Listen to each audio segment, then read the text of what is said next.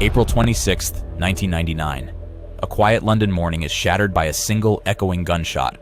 On her own front doorstep, one of Britain's most beloved television presenters falls, leaving behind a city reeling in disbelief.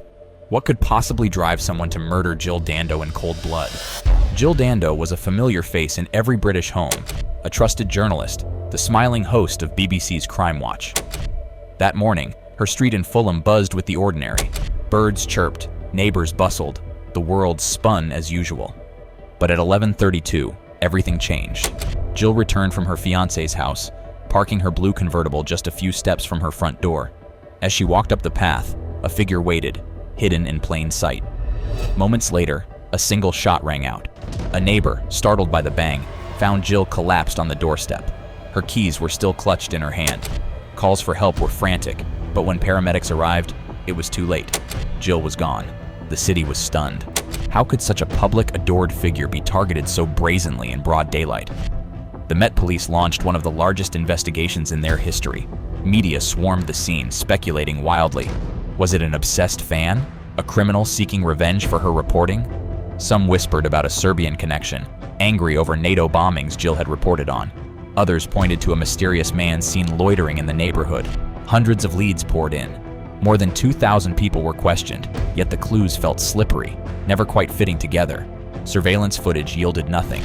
No clear motive emerged. The bullet was fired at point-blank range, execution style. Yet there were no witnesses, no CCTV, no obvious enemies. Then, the focus shifted to Barry George, a troubled local man with a history of stalking women and bizarre behavior. He lived nearby and couldn't account for his movements. After a painstaking search, police claimed they found a particle of firearm residue in his coat pocket. George was arrested, charged, and soon became the face of the investigation. But even as he sat in a cell, questions mounted. Was the evidence too thin? Was Jill's real killer still out there, walking free? The case, now gripping the nation, seemed no closer to answers.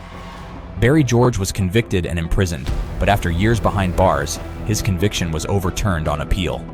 The evidence, never more than a trace, was dismissed as unreliable. To this day, no one has ever been held responsible for Jill Dando's murder. The wound remains raw for her loved ones, and the nation still wonders, was this a random act, a calculated hit, or something even darker?